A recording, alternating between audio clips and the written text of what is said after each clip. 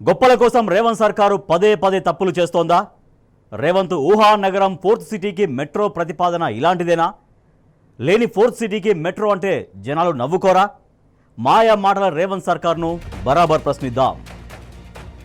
కాగితాలపై నగరానికి మెట్రో హంగుల కలల, జనమే లేని గాలి మేడల సిటీకి మెట్రో రైలు ఎందుకట? ఇన్సైడ్ ట్రేడింగ్, రియల్ ఎస్టేట్ తప్ప హైదరాబాద్ జనాల సమస్యలు పట్టవా? దోచుకోవడం దాచుకోవడమే పరమావధిగా పెట్టుకున్న ప్రభుత్వాన్ని కడిగి పారేద్దాం.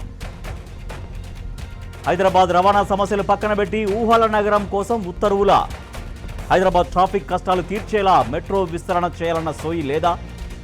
నగరానికి నలువైపులా మెట్రో రైల్ సర్కిల్కు బీఆర్ఎస్ సర్కారు ఏర్పాట్లు చేయలేదా?